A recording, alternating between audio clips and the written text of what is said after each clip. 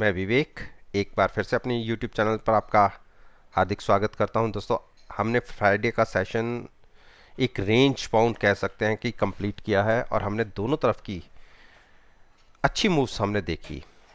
हाँ, दायरा सीमित रहा तकरीबन 150 पौने 200 पॉइंट का और स्लाइटली सा नेगेटिव क्लोज हुए, लेकिन ये कह सकते हैं कि कोई इतनी बड़ी मूवमेंट हमने निफ्टी के अंदर नहीं देखी। लेकिन क्योंकि नेक्स्ट वीक एक छोटा वीक है, एक्सपायरी के हिसाब से केवल 3 दिन का ट्रेडिंग डे होंगे और उस केस में मंडे का सेशन अच्छा वॉलेटाइल रहने की संभावनाएं दिखती हैं। और अच्छा भी क्यों, मुझे बड़ी नेगेटिव साइड की मूव आती दिखती है, जिसमें छोटी छोटी सी 3 सपोर्ट हैं। पहली है 14,840 और हम बिल्कुल उसके आसपास ही ट्रेड हो रहे हैं।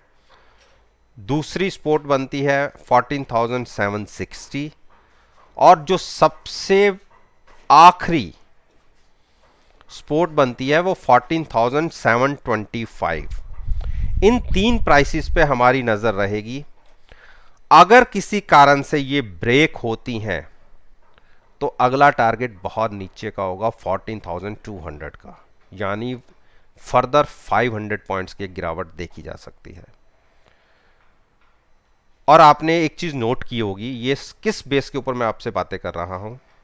जो निफ्टी का फ्यूचर्स था, जो एक टाइम पर 85, 90 और 100 पॉइंट्स तक भी प्रीमियम पर ट्रेड कर रहा था, वो प्रीमियम धीरे धीरे खत्म होके केवल 40 या 45 पॉइंट्स का रह गया है। यही थोड़ी सी चिंता की बात है कि बायर्स मार्केट से एग्जिट हो रहे हैं और अगर प्रीमियम केवल 10-15 या फ्लैट हो गया तो ये कह सकते हैं कि शॉर्ट सेलर्स हावी हो जाएंगे। तो नीचे के 3 प्राइसेस मैंने बता दिए हैं। हम 14,840 पर बार बार सपोर्ट लेते हैं और वहां से वापस लौटते हैं, और जब 3 से 4 बार सपोर्ट को टच किया जाता है तो अगली पॉसिबिलिटी ये होती है कि वो ब्रेक हो जाए। तो मुझे 14,840 तो ब्रेक होता दिखता है। उसके बाद अगर हमने सपोर्ट ले ली 14,760 की तो हो सकता है वहां से वापस चले जाए। अदरवाइज नीचे मैंने 3 टारगेट्स आपको बता दिए हैं और ऊपर हम अभी अपनी सभी मूविंग एवरेज के ऊपर ट्रेड कर रहे हैं। तो ऊपर जो होगा वो 15,030 के आसपास का एक रेजिस्टेंस होगी, उसे क्रॉस करेंगे तो ही मूव दिखेगी। अदरवाइज देखते हैं क्या किस तरफ की हमें मूवमेंट मिलती है। अब बात करते हैं बैंक निफ्टी। बैंक निफ्टी ने एक हैमर क्रिएट किया है। देखो, हाइज 33,200 के आसपास लगाने के बाद फिर से हम नीचे की तरफ 32,180 की तरफ बढ़े और 32,150 ये 100 डेज मूविंग एवरेज है बैंक निफ्टी की। अगर गिरावट बढ़ती है तो आप बैंक निफ्टी में फॉल देख सकते हैं तकरीबन 1000 का। तो 31,170 तक का एक बड़ा फॉल देखने को मिल सकता है अगर हमने 32,150 के नीचे ट्रेडिंग करनी शुरू कर दी। और बड़ी मूव मैं तब तक नहीं देखता अगर जब तक ये 33,200 के नीचे ट्रेड कर रहा है। तो एक सीमित दायरे के अंदर ट्रेड हो रही है।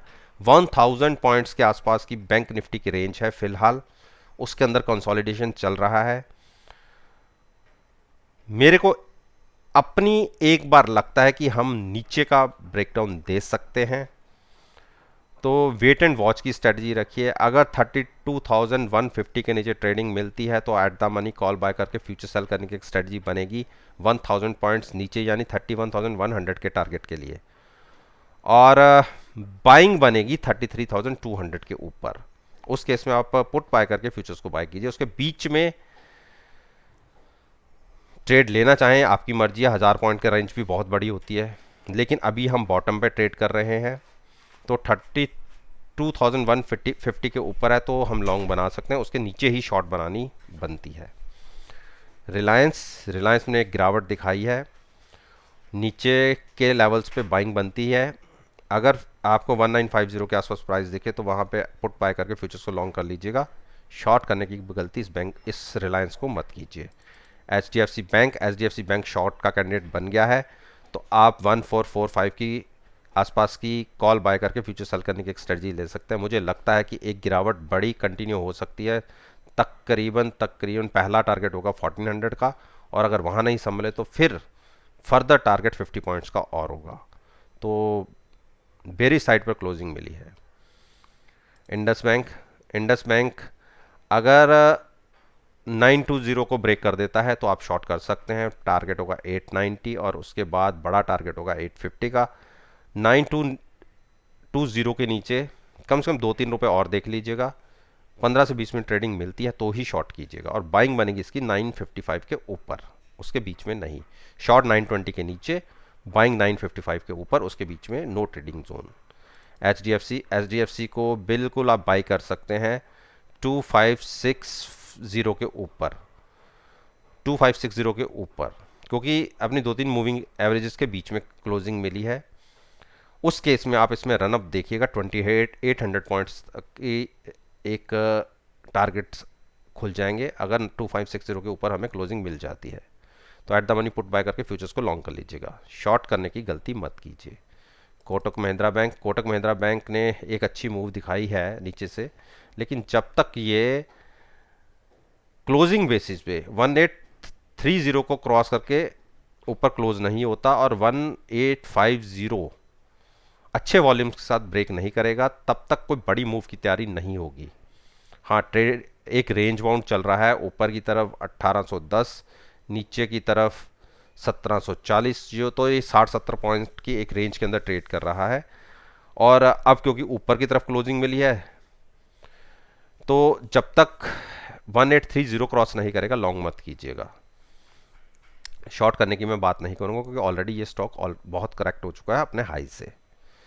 आईसीआईसीआई बैंक में अभी बाइंग बनेगी 390 के ऊपर जाके, और सॉरी 590 के ऊपर जाके। तब तक लॉन्ग्स में मत जाइए, और बेरी साइड पे ट्रेड कर रहा है, तो अगर किसी ने छोटे से टारगेट के लिए ट्रेड लेना है तो प्राइस होगा 580 के आसपास की कॉल बाय करके आप फ्यूचर सेल करने की एक स्ट्रेटजी कर सकते हैं अगर हम कल नीचे ओपन होते हैं तो। अदरवाइज शॉर्ट मत कीजिएगा। अगर पॉजिटिव साइड पे ओपन होता है तो लॉन्ग भी तकरीबन 590 के ऊपर जाके eight the money put buy कीजिएगा, फ्यूचर्स को लॉन्ग रखिएगा। एक्सिस बैंक में गिरावट देखी जा सकती है। अगर 665 के नीचे आपको ट्रेडिंग मिल गई तो उस केस में 613 तक गिर सकता है। तो 665 के नीचे अगर ट्रेडिंग मिलती है तो at the money call buy करके फ्यूचर सेल करने की एक स्ट्रेटजी बन सकती है 613 के टारगेट के लिए।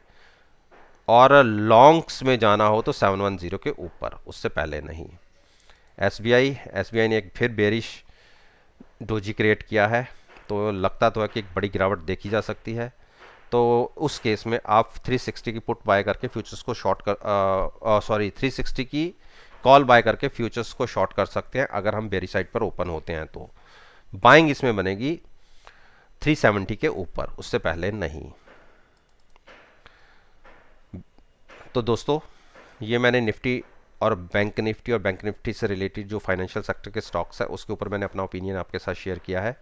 और मेरा मानना है कि मेरी इस वीडियो को अगर आप 12 अप्रैल के सेशन के साथ एनालाइज करेंगे, यकीन मानिए आपको बहुत अच्छे पॉजिटिव रिजल्ट्स देखने को मिलेंगे। वीडियो अच्छी लगी हो तो लाइक कीजिएगा, शेयर कीजिए और मेरे यूट्यूब चैनल को सब्सक्राइब करना मत भूलिएगा। इस बात के साथ मैं आपसे विदा लेता हूँ और एक नई वीडियो के साथ फिर से आपके सामने आऊँगा। तब तक